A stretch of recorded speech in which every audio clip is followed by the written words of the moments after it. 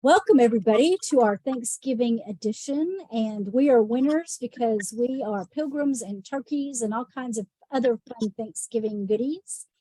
We're going to be talking about week 3 lead measures, which Deb and I were talking about prior to beginning, is something that doesn't sound too difficult until you try to create one.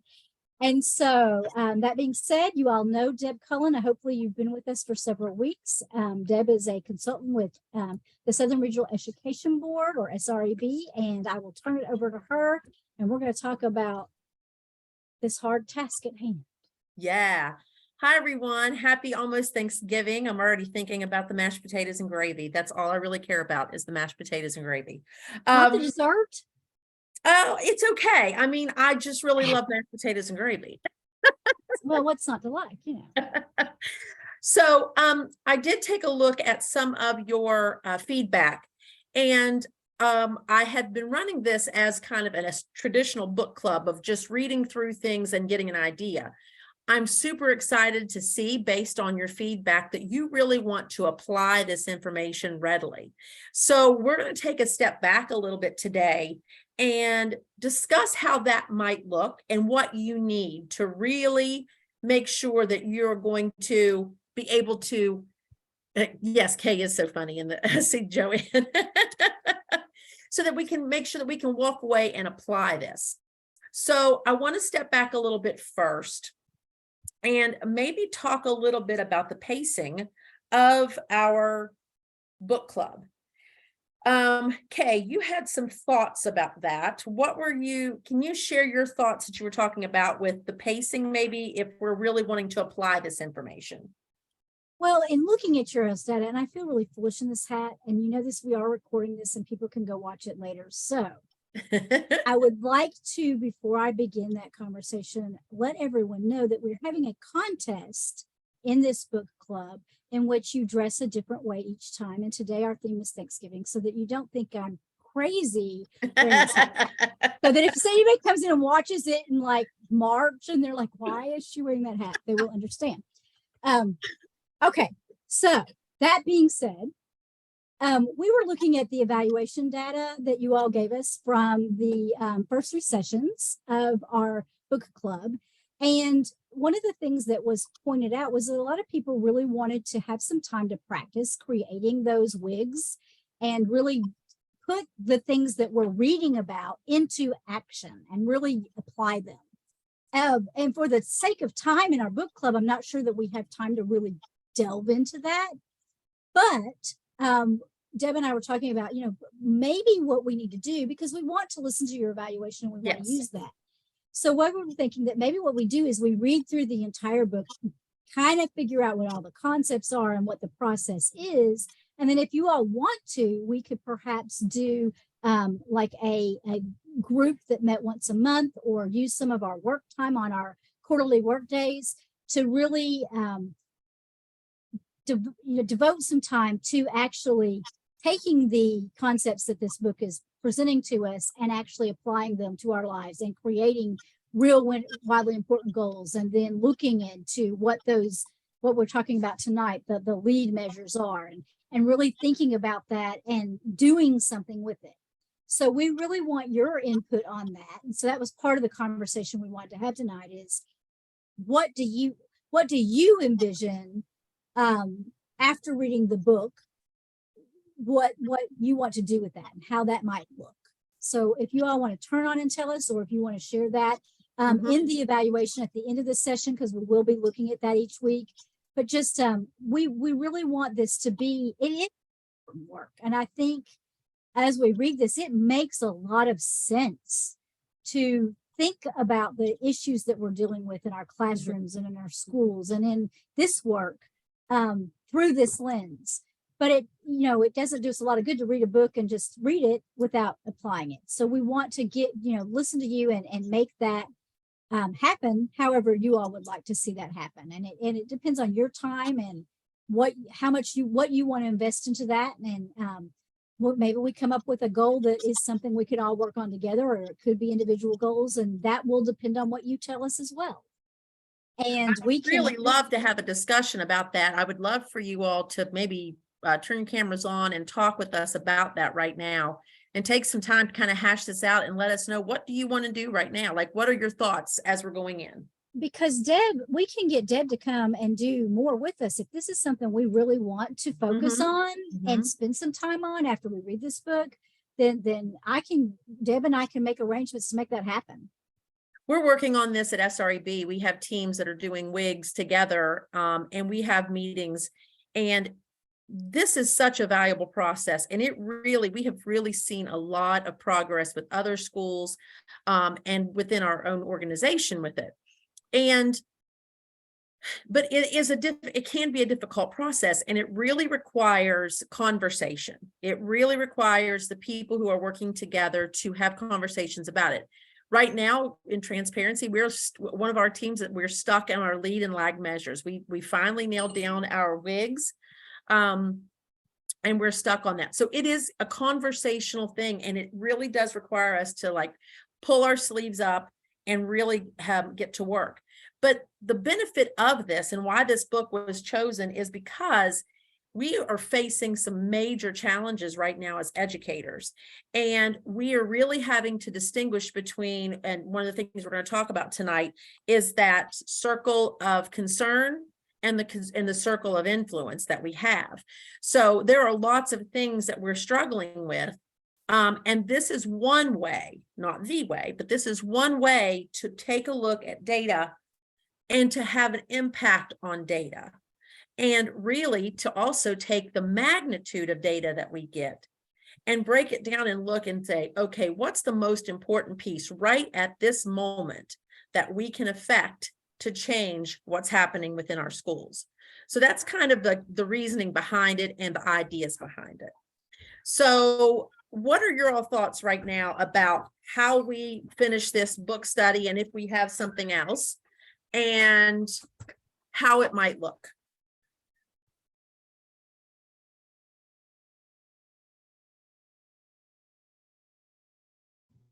Put it in the chat, or you can turn on your mic and tell us. There's the turkey, Micah. Hi. So one of the things that I know that I've been talking with a couple of my other teachers at my school about are, I've just been talking with them about this book, and they've been part of the Pritchard community. I don't know if you know anything about that, because it's, Eastern Kentucky, but, part of a leadership program, and, things that we see in our school that we really want to change. And, we have conversations with administrators, we have conversations with instructional, leadership positions, where they're in that instructional leadership position, but it's like in one ear and out the other. Yes. And so like they smile at you, they agree with you, they tell you what you want to hear, they turn around, and then nothing ever happens again.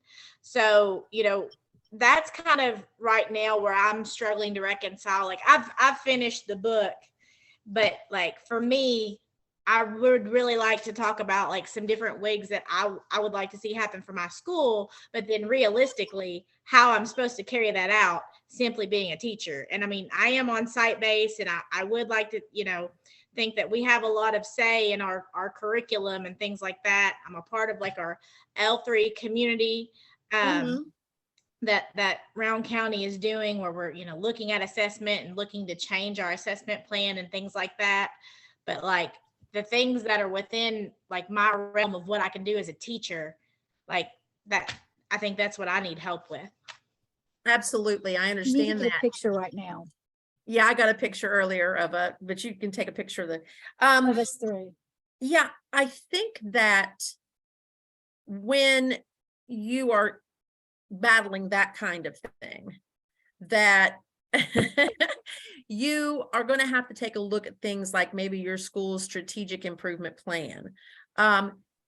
Take a look at the goals that they have already set, and then set your wigs in your classroom that would go toward those goals as well. Because then you're going to get a little buy-in from them as well when they know that you're working on that goal too. Does that make any sense, or does that seem like something that might work?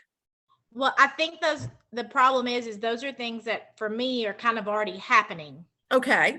You know, so for there to be more ground rolling, like Mm-hmm. I don't know what kind of data, I don't know what kind of evidence, and I see Rachel saying things from her perspective So too. let me read what Rachel wrote. Rachel says, as an instructional coach, it's very frustrating to have a goal and to have vision and an admin leadership supporting those. Then I can't get teacher buy-in. It's not my lane to force instructional changes, and to do so would hurt my impact on the goal or vision. So this is looking at it from the opposite side, whereas in her district, they've got the goal, they've got the vision, and then they can't get the teacher buy-in. And you, Mike, are saying, I'm the teacher and I've got the goal and the vision, and I can't get the admin leadership buy-in. So we're kind of both, it's a tension we got to figure out how to deal with.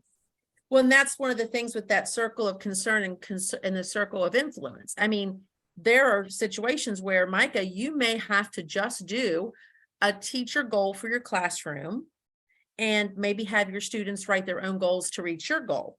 You know, what would move your classroom? And that was one of the things someone put in the evaluation, is they wanted help with how to get students to do this process. And so that's something that we might want to look at, as well as maybe our goal as a group is, how do we in turn get students to create these kind of goals? So, because really, if we can get the students on board, that really helps us reach whatever goal it is that we're trying to achieve in our classroom. And I have an example of that as well. And Rachel, when she said that with the instructional goals, it might be something that you as a instructional coach set your goal, and then you find some teachers who are willing to buy in and they can set goal. Sometimes you have to work, and no matter how small, if it's a step forward, it's a step in the right direction of change. Because I don't want you to be frustrated with the process. And that might be something that you want to do in order to really hone this process, is to start very small. Or we as a group here could set a goal. We could have a wildly important goal and have a discussion as this group, using a tool that I have tonight, where we as a group decide on our wildly important goal. And then we as individuals would set our own goals to reach the group goal. And then we could work through that process to see how that works. What are your thoughts on something like that?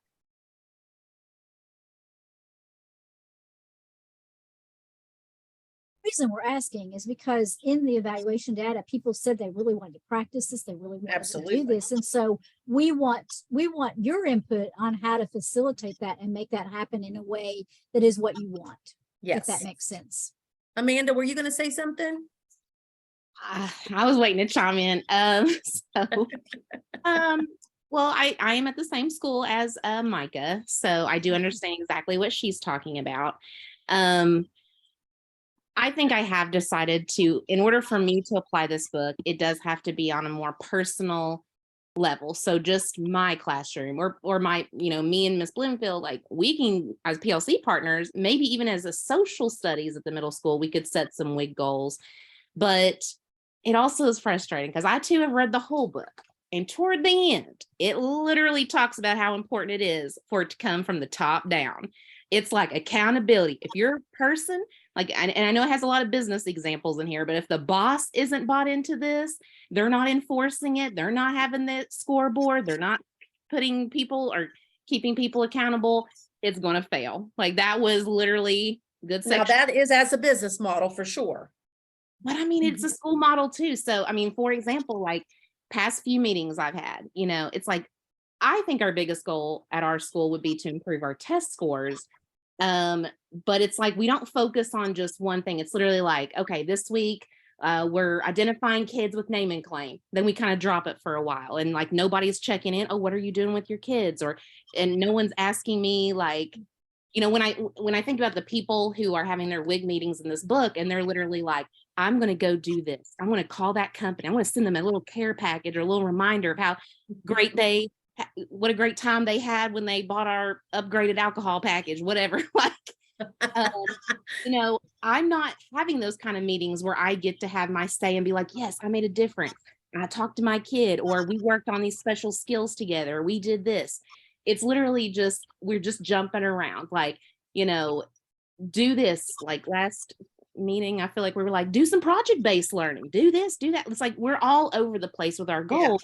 I instead of, want to like, throw that in, focusing- Carter. That's what I'm saying. Like, we are doing so much of just the stay afloat, and then we're throwing all of these different programs that, like, this wig, like, where we know that we can change our school. Because I mean, like, we're a TSI school now, so like we've got to be making some changes. We talk about our 30, 60, 90. We talk about our school improvement plan. We talk about our meeting our gap needs and all these things, and we throw all these different programs out, but we don't do one with integrity. Yes. So basically, we're in the whirlwind and they throw about 20 things at us instead of the 2 to 3 goals we're supposed to have. And honestly, I feel like our schools should just have like one goal at a time and then make sure everybody's actually doing it and buying in. Oh, my cat's in the way. And then your people in this program are your models, because we're doing all the things that they want all the time. But like, we know that for this wig to work, we don't just need models. We need all of the people. We need those people who are reluctantly going to do it. We need those people who are going to do it only with accountability.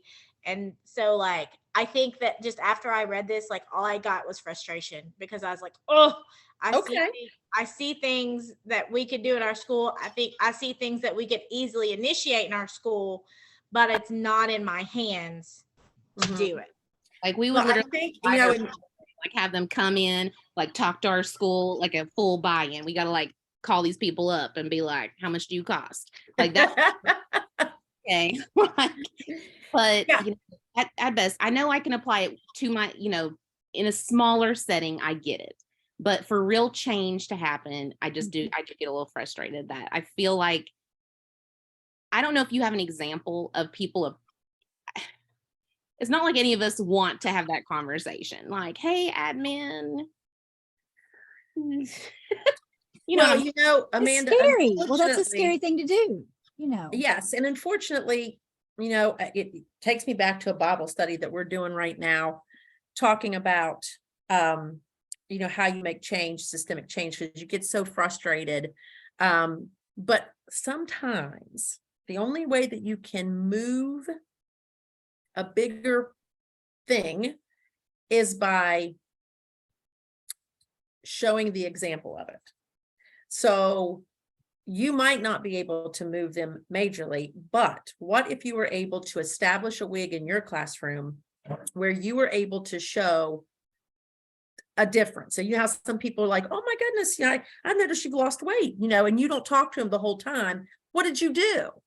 And perhaps if you set a goal and your kids start meeting those, and you're having these little conversations, and you're having these WIG meetings, and you're having those cadence of accountability and those things like that, and the administration or your coaches or whatever see a change, then you can say, let me tell you about it. I don't know. I mean, I don't want you getting frustrated at the bigger picture like that, because that can be very burdensome when you look at all the things. You're right. It would be very frustrating at the end of this book to read it, because you don't have the support that you need necessarily to make a big systemic change, but you can make a change in your classroom. How does that feel? I mean, I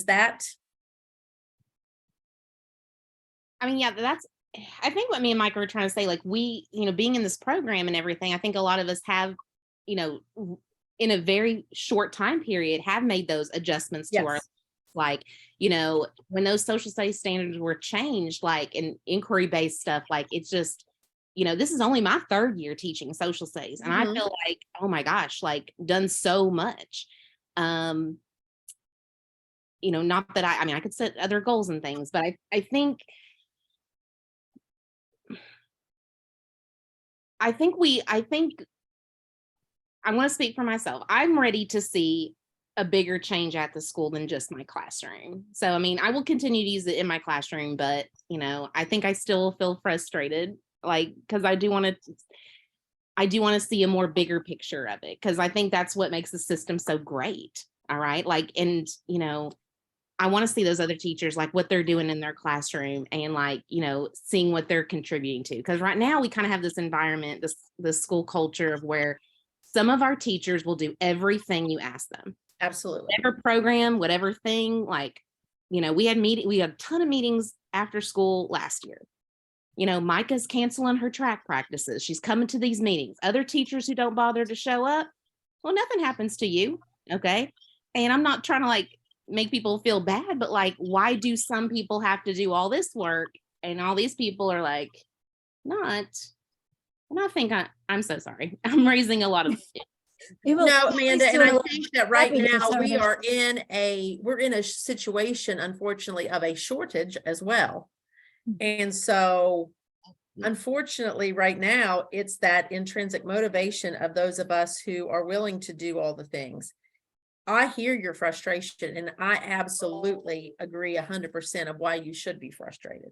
Kay, what were you saying? I was going to say, I think at the crux of all this, that the problem that you're talking about within your school is the same problem that we're having across the board nationwide in education. Mm-hmm. And so it's how, I think it makes it even more frustrating because you're looking at it as a little microcosm, but really it's so much bigger than that. And, maybe I don't know. I don't know what the answer is.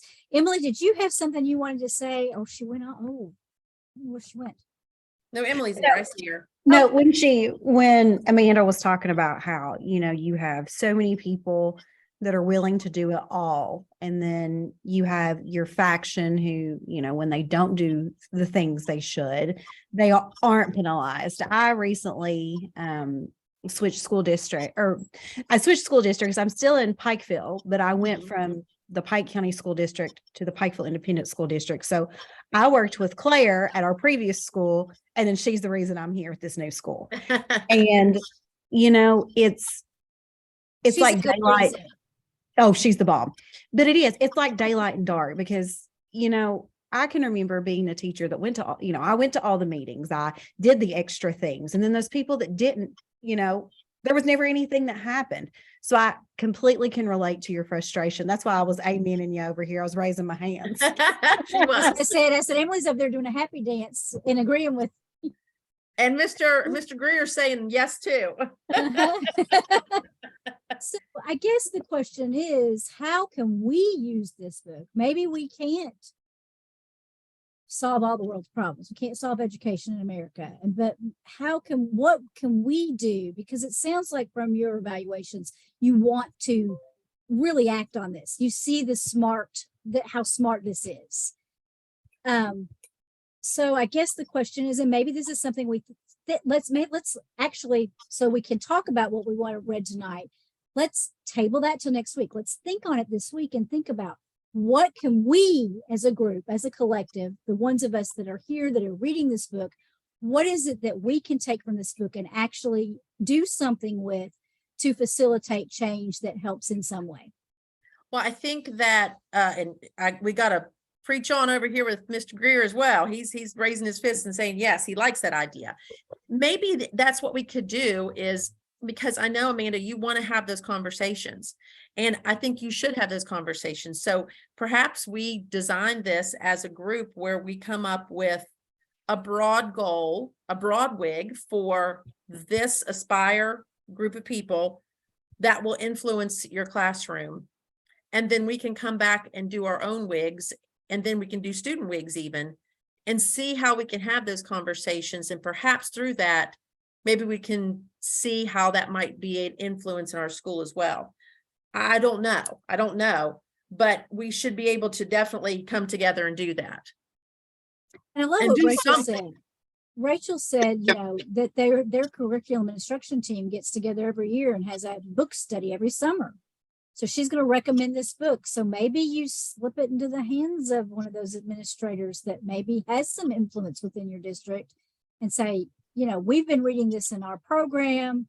It's so good. I think you all as an administrative team would get a lot out of it. I Mhm. can slip it in your county, Amanda and Micah. I know some people, and because I used to teach in the same school that they teach at. So I don't know, I think that if you all are doing great things, and they surely see that. And so if you are the teachers who are doing everything and who are seeing results, they ought to listen to you when you say, hey, we've been reading this book and it's really great. Would you all give it a look? Because we think we could actually really facilitate some change in this school or this district if we could get on board with this kind of thinking. Mhm. Mhm. So I have a question for you all. So what is a wig that you guys think would be something that we could initiate in our classroom that would cause a great enough influence for administration or someone else to see happening? That, like, do you want a wig of, improving scores on, like, interim assessments? Do you want student engagement as a wig? Like, what kind of wig do you think could be most impactful in our classroom that would make others look to maybe initiate something school-wide? I think that it has to be something. Oh, I'm sorry, Mr. Greer. Go ahead. You talk. Oh, sorry, I'm driving and trying to multitask. Like the book said, you can't do multiple things and do everything well. So I one of my, I guess, goals that I set before reading the book was to get students to think critically. I tell them, they'll ask me, so Mr. Greer, will I ever need to know about Mesopotamia? I say, as a teacher, I shouldn't tell you this. No, I don't care if you ever remember about Mesopotamia or Egypt. What I want you to do is learn to think critically. So they started having an argument amongst themselves about paper copies versus using the computer. So it showed me that they were learning to think critically. And I'm also in school for working on my master's in leadership. And this book really relates to the different theories and how that sometimes change is slow. So even though I know that, Amanda, you may be a little discouraged, sometimes people that have been teaching longer, it's harder, with all due respect, for them to accept advice from younger teachers or teachers that feel that are inexperienced. Because when the new standards came out, like I think it was 2 years ago, it's been 3? 2019, yep. So I felt like the Paul Revere for the district. I said, standards are coming. The new standards are coming. And all the older teachers were like, we got to wait for them to be official. We have to wait for them to be official. The new standards are coming. The new standards are coming. Ryan New has said, well, we don't listen to Jefferson County because their scores were horrible. And they had whoever it is coming to the school, and we don't listen to Jefferson County. The standards are coming. The standards are coming. So, me being me, I love you. Sorry, and I'm long-winded, so disclaimer. You keep going. That's what a book study's all about. So what I did was, because my goal was, I don't like to get behind with, the whirlwind. So I started looking at the standards. I started talking to Ryan New several years ago. I started trying to set up my lessons to look like mini DBQs and DBQs. And even in our meetings are like, well, the standards have it. We don't know officially. The same applied to Mrs. Gallion, our principal. My goal has been to try to stay in front of the storm. So she told us like 3 or 4 years ago, we're going to go to standards-based grading. We're going to go to standards-based grading. She said that years ago. But of course, people don't listen to the principal. She said it. We're going to go to standards-based grading. This year, we're going to standards-based grading. But several years ago, I started getting on Twitter. Okay, so how does standards-based grading work? How does that look like in a social studies classroom? I would be on Facebook. How do you do your lessons? How do you give assessment to 100 people? That's what I did. But when I said that, because this is like my 5th year as a teacher, but I was a paraprofessional before. So that's what I'm saying, that sometimes when these ideas to have one goal or to change things, you get friction. And then after the fact, then people are like, oh, I'm going to do my lessons like mini Qs. So that's what they're saying now. Now they're making their assessments like what we've been talking about and doing with the mini Qs and DBQs. Now they're going to that. But I said that 3 years ago. My wife says it's not my 5th year teaching. It's my 5th year at Madison Middle School. So thank you, one wife of mine. So I said all that to say this book has really been encouraging and inspiring me to focus on the one, even if it seems like there's other ideas that I wanted. I tell myself, okay, my goal is to teach my students to think critically, because if you can think critically, then you can analyze the text, you can explain the text, you can corroborate, you can do all those things that our standards, really engulf. And I really appreciate you all picking this book. It goes along with my leadership class, and it really makes me think how important it is to stay focused on one goal. Good. And you hit it exactly. When you're thinking about that wig, you really want to think, say, vision that whirlwind again and all the things that are around. If you could pull one thing out of that whirlwind and bring it in, and it would truly make a difference in all the other stuff, what would it be? Micah, to answer your question, I don't know that we can give you one from all of us, but I always say you have to find out, got to hit them where it hurts, right? If it's whatever it is that your administration is focused on this year, whatever is in their head. You hear them say this all the time. Every time you get a piece of paper, it's got that word on it. Every time you're in a meeting, it's got that word on it. Can you think of something right now that it must be really a burr in their saddle? What is it right now that's driving them crazy? What do you think? Can you pinpoint that, Amanda or Micah?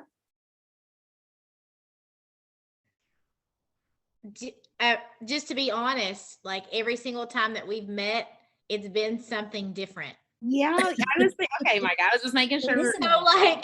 So, at one point in time, they talked about, raising, math scores. At one point in time, they talked about, low science scores. So then they're going to change, instructional aids. At one point in time, they talked about reading fluency and reading skills and having us put all of these different types of reading activities into our lessons. And that was the goal, that they were, looking for all those different reading strategies. But then now it's kind of moved away from that. And then now the big push is behavior.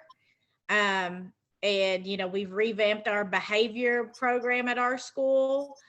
And, I don't, Amanda, am I speaking out of turn? I guess my question, and even like could you ask a question though, of all those different things that they've thrown at you, is there one you focused on it would change, like maybe the reading comprehension? If you focus on reading comprehension, is that going to change social studies scores? Is that going to change science scores? Is that going to possibly change behavior if kids get what they're reading and they're engaged? Is there one of those things that could potentially impact all those other things? That could be your focus. When I hear you saying those things, and when I hear you saying what they're doing, it's very common. What I'm hearing is that they started out this way, and with all of the stuff that's been happening, because once again, administrators are also still trying to fight with being in this normal when we haven't been able, there is no normal anymore. We're still fighting from the pandemic. They're still trying to figure out how to fix it. And in every school that I'm working in, it does come back to behavior. I feel like that everybody has peeled back things and that it's gotten down to bare bones to behavior in the schools.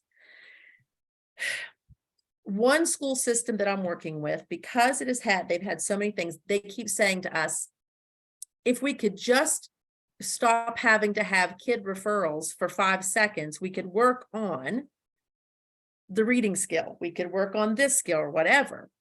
And from what we're looking at SREB is that we are seeing that because the kids missed those times of working in groups, of showing self-control, of monitoring their behaviors, those kinds of things for so long, that the behaviors are really 3 years below where they actually are in school.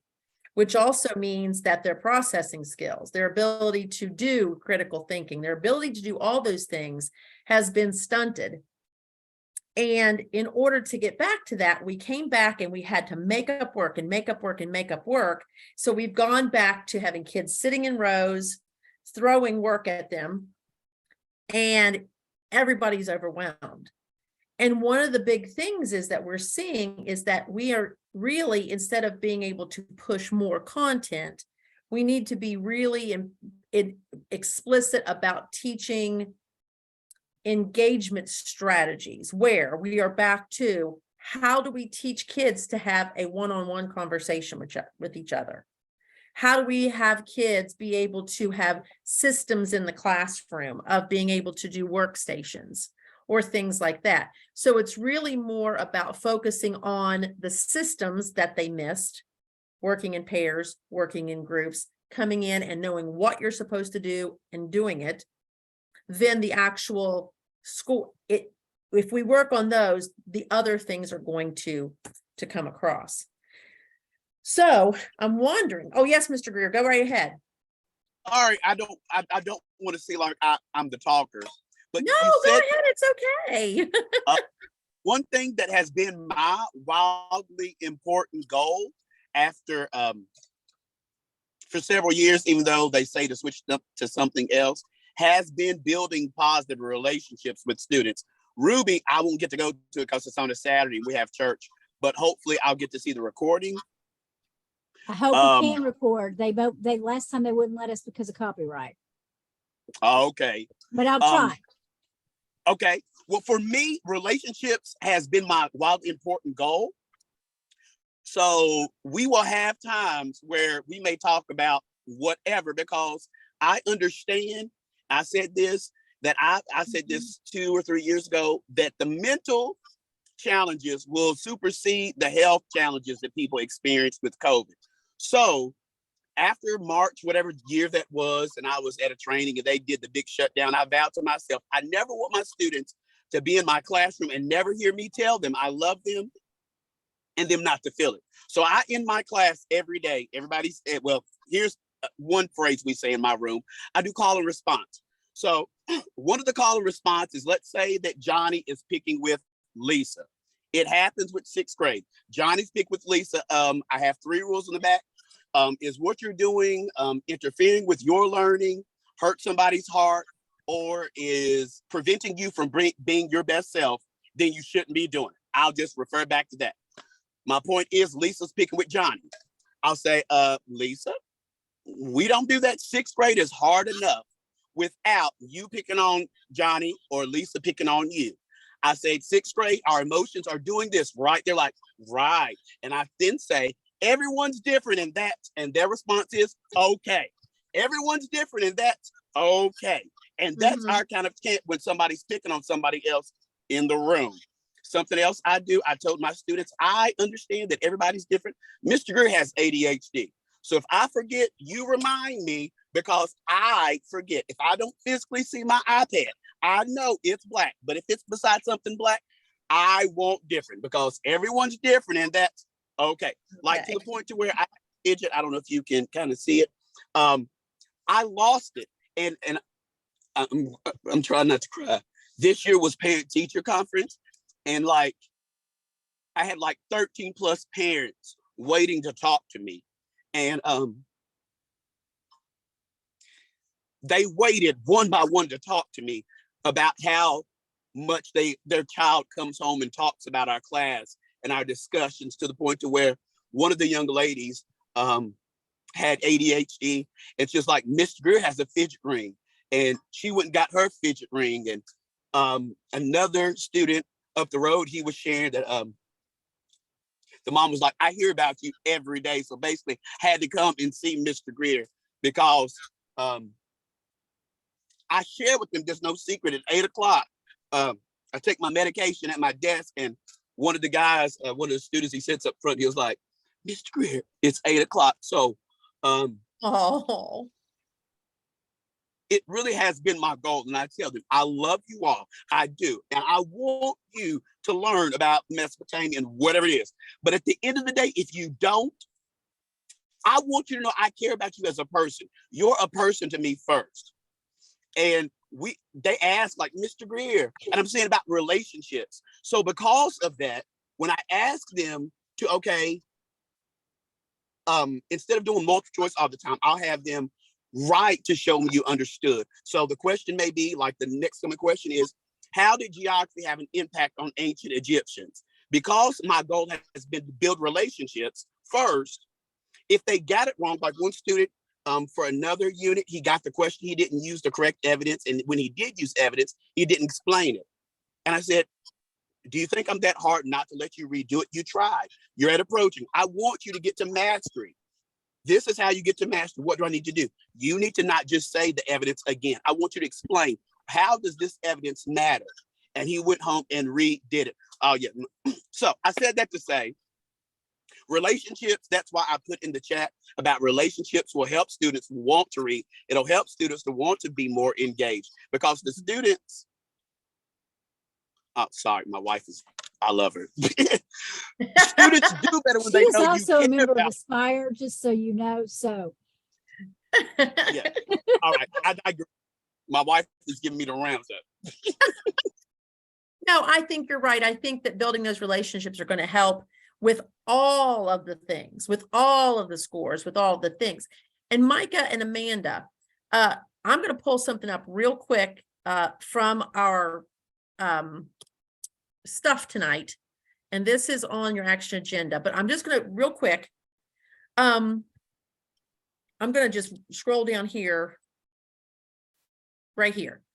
So when we talk about doing a WIG again, okay, a WIG is a goal you must reach, or nothing else you do will really matter. So what Mr. Greer is saying, in his classroom, he knows that having those great relationships with his kids really is the only thing that's going to move them to the next bubble. And then seeing that, no, you don't necessarily have to know Mesopotamia, but you do have to know how to critically think, so we can get to there. That's one of the most important things in his social studies classroom, is that he wants his kids to critically think. Once again, you should only have 2 or 3 goals, or 1 or 2 goals. One of, like, looking at your whirlwind. But then what you can do, and this is within your action agenda, is that you could take a look at this WIG Finder tool, and you could sit with 1 or 2 people in your school, 1 or 2 teachers, whoever you can get to buy into this for a moment, and brainstorm some WIGs. All right, put down some ideas and rank them, then select them, and then come down with your one. So it really is a conversation of where you could say, okay, let's talk about a WIG for reading. Let's talk about a WIG for behavior. Let's talk about whatever it is, and have this conversation. Let this kind of be your guide to get you down. Remember that a true WIG is going from X to Y by when. So you want to have some type of formula, because in order to have a lead measure that you can truly measure, you have to know where you start, where you want to end, and by when. It's kind of going back to that classic SMART goal. So these are some example WIGs from education, some real actual ones. Some of them are behavior. Some of them are based on minority, socioeconomic minority students. Some of them are higher level, some of them are lower level. Look at those WIGs right now, and let's just talk. Is there anything in there that you want to talk about? Anything you want to question? Anything that you want to come to a better understanding of as you look at those?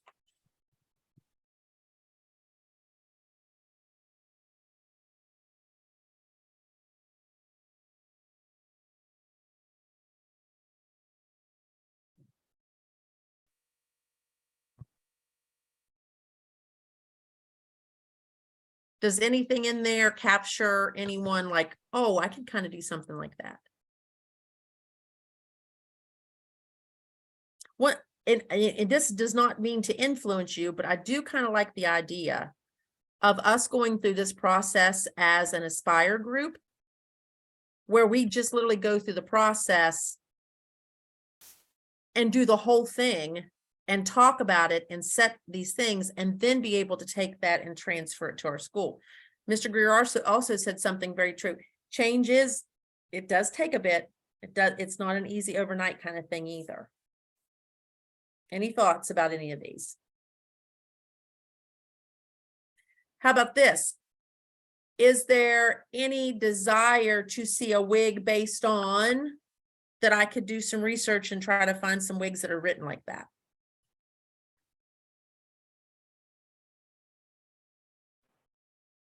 You think that there might be one that might be about decreasing novice? Increasing novice? Decreasing novice. Decreasing novice. We don't want to increase them. No. Absolutely. So if you would say, and that would be on what assessment? Social studies. Like there's a social studies, Kentucky social studies assessment. So if you had, you would like to decrease the number of novice students in your classroom from this to this by when? And then, so that would be a wig. Then we're going to come in and we're going to have some conversations about what your lead measures are to get them from that. We could definitely do that. And that's the next step. That's what we're going to talk about tonight is creating those lead measures, which, you know, Deb and I were talking about beforehand. You know, I'm like, I kind of have some ideas, but that's really hard. And you got to do some thinking about that. So maybe a good use of some extra time, or even the next one would be, let's think about a wig for next time, bring them to the book study. All right. Whether they're, or we can set up a document where you can start sending them and I can just start looking at them and writing back. Right.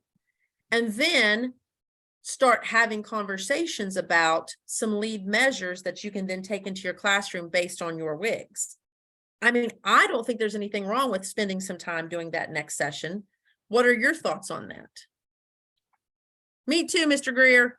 So I've been doing one thing already, because my novice was not where I wanted it to be last year. So one of the things that I started doing is that with each assessment that we take, instead, I used to have my instructional assistant that we had in there. They would, you know, take the kids that were probably going to be novice or lower, and they would give them the test. And so they would actually like read it to them and all that stuff. So now I have switched to leave them in the classroom with the other students while I take them out and I do it myself, so that I can explain, this is how you find this answer, rather than, you know, just read it and give them the answers, basically what was happening. Right. So you're seeing those, and sometimes you'll even have to come back from your lead measures and say, you know what, that really is more of a lag measure. And that's a discussion too, the lag and lead measure. But I think you're on the right track, Claire. And looking at this next one, this next slide, it says that for teacher to student wigs. So teacher, 100% of our class will grow their scores from the current score by 5 points on the reading assessment by the end of the term. So that's their wig. Then they had students go and make their own. I will go from scoring a 65 to scoring a 75 on my reading assessment by the end of the term. Then we have lag measures like Claire was talking about, or lead measures, things that will drive that success. So for instance, on this one, what could be some lead measures that we could see? It's not things like, you don't want to say they'll get a 75% on their test each week, because that's really something that you can't see until it's done. But a lead measure would be things like, you know, we're going to spend 15 minutes a day on, we're going to, you know, those kinds of things that drive that. Any thoughts on that?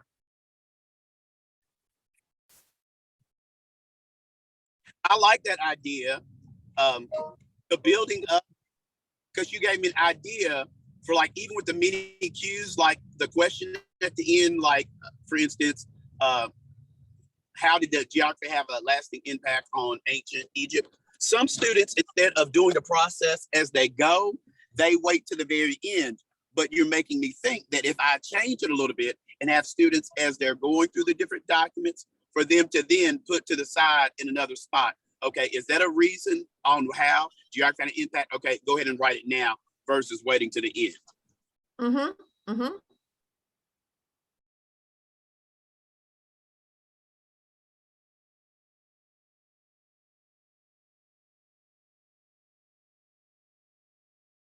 I don't know that I want to go too much more into lead measures right now, Kay, because I think we're all still trying to really put our mind around the Right. WIG part.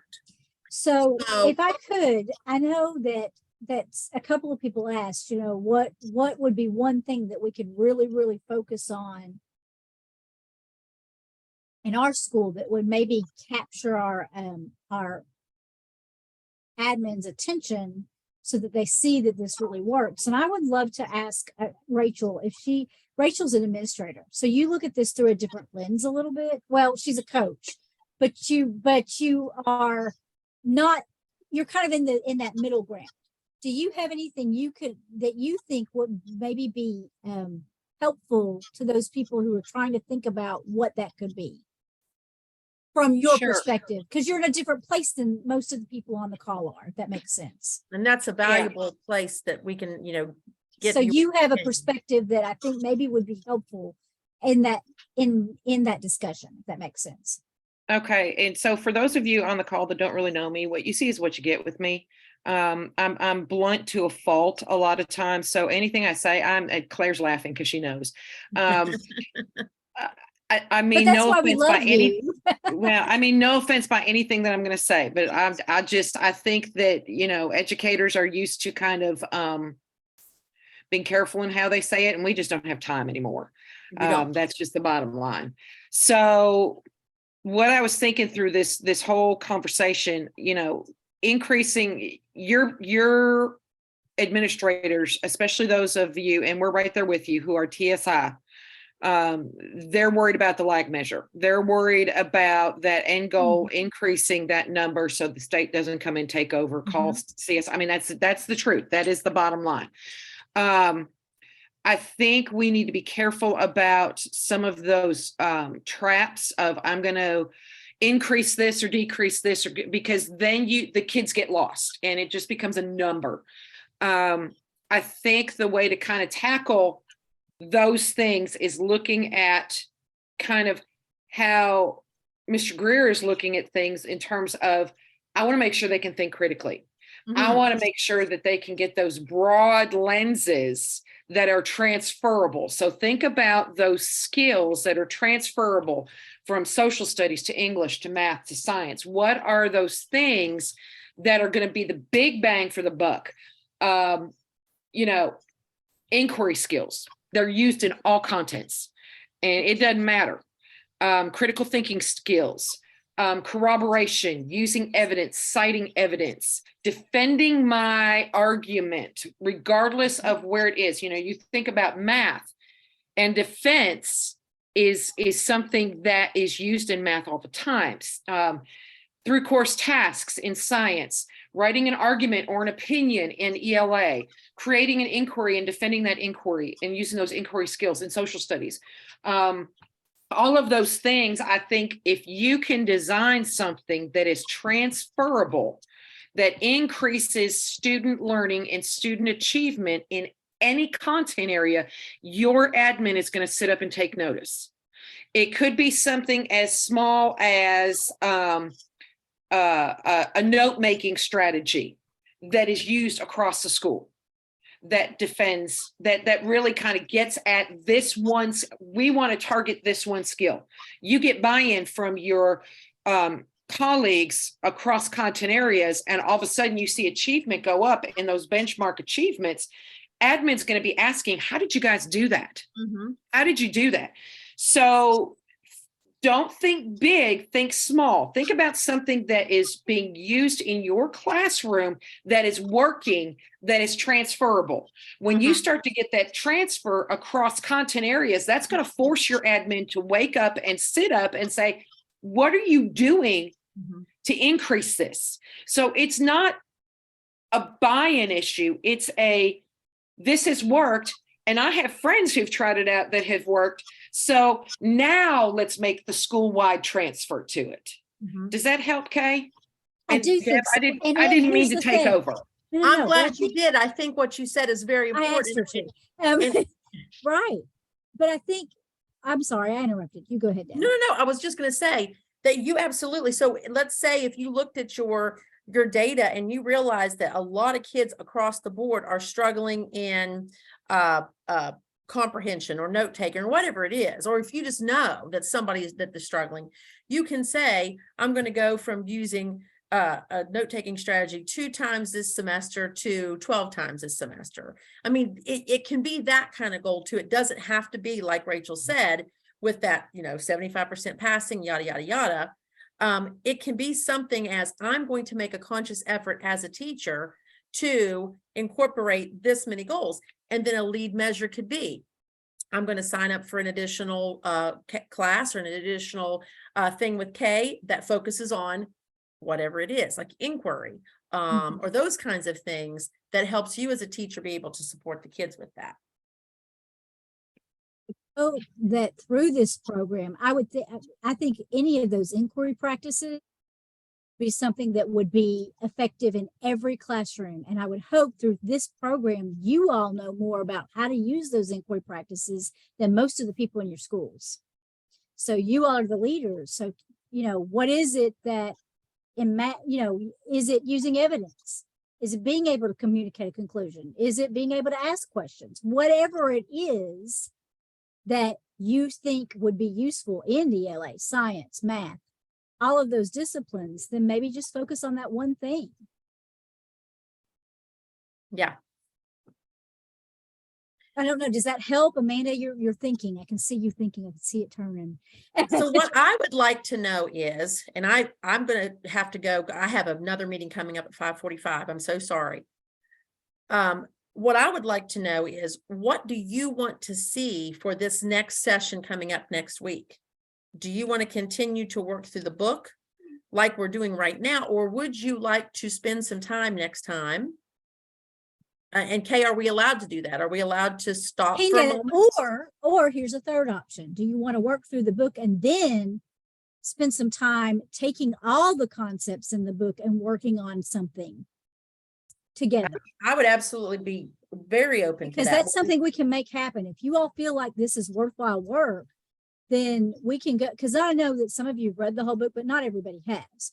So, that's another option. Do we work through the book like we're doing now, and then we build something else into our schedule that maybe it's just a once a month meeting, or maybe it's just something that we add to physically where we're typing something in and sharing ideas. I don't know.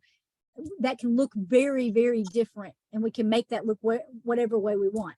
So maybe what we do is in your evaluations where there's a comment section, think that through and put that information there. And I will share that with Deb tomorrow so that we have a week to work on that and figure out what the trajectory we're taking is. And so that we can make this work, this book study, what you all want it to be and the most beneficial to you. Yes. Because if It's just been a really good if conversation tonight. it's not just about reading the book, if we really want to put these concepts into practice, we can finish reading the book and then do that, or we can do that and kind of read the book and then instead of talking about that, maybe put that into practice on these sessions. We can do this however you all want it to be. And so we just want you all to tell us what that looks like to you, or what you think what would be the most beneficial to you. I mean, I like working through the book, but I think we would benefit. I really thought this has been the best discussion so far with the book club. I do too. I know, I felt like I sounded like I was just kind of venting out here, but I don't want to be a defeatist. And actually, I was very inspired by what Mr. Greer was saying, and I was giving it a lot of thought. And honestly, I know as a TSI school, we do want to see those test scores improve. But you know what? If, I do focus on critical thinking, and really every other subject does too. If all kids thought critically, of course those test scores would go up. And if you had those positive relationships with them and they felt compelled to do their best on the test, Because again, that's something we never really know if they tried their best. That's one, I guess I don't know what kind of lead measure to have with that, but I guess building a positive relationship with the students would be our best bet on, making sure that they don't feel apathetic or no one cares about them or what's the point of this test? It doesn't affect me, etc. So I've been just like thinking in my mind, like, what does that look like? So as a WIG, to think critically, like incorporating more DBQs or more collaboration time, working with others, or like, how can I measure this? So I would love to hear other teachers like bringing stuff back like that. Some of this hard stuff that's kind of difficult maybe to put in these measurable, X to Y terms, but I don't think it's impossible. That's one of the things I that just this think it needs chapter, conversation. Yeah. one of the things this chapter points out is that once you figure out what those lead measures are, those are the hardest things to get the data on because they're more difficult.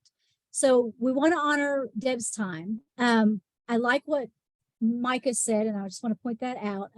Yeah, Micah has some great ideas. Could we have a Let's do shared them. Google Doc where we can place important items from the chapters? So why don't we do this? Why don't we close out tonight so that Deb is not late to her meeting? I am going to put the, hold on. I'm going to put the active agenda in the chat again. Oops, that's the wrong thing. And then the assigning and evaluation is at the bottom of that. So put everybody, and you don't have to do that tonight. Do it tomorrow if you think you want to think on it. But put in that evaluation piece, there's a place for comments. Those things, those ideas in there, and then we can look at those this week and we can adapt to. Yeah, Micah, put those same comments you just put in the chat, if you don't mind, put them in that evaluation. I do like the shared Google idea. We can do that and then come together. And once again, I was treating this as a traditional book study. And that's why we kind of been doing things the way this, to me, is more up my alley of what I love to do, have had the conversations and apply. So it's been very helpful to have these conversations, and that's what we want. Turn those cameras on, talk to us, tell us about these things so that we can come together as a group. Deb can leave and we can stay on and talk if you all would like to. And we made these adaptations tonight based upon the things you put in the evaluation. So we want you to know that we're reading those evaluations and we're thinking about those, because we really and take them very seriously. We really had the traditional book study planned for tonight, and then after looking at the evaluations, we kind of shifted. So that we are listening to you, and we want to make this what you all want it to be and what's it's what we really want. Yeah, we absolutely want that. So Deb, we thank you for being with us tonight. I know we've Love got you 10 guys. minutes. You probably need to go get something to drink and do some other things. And so we'll let you do that. I will turn off the recording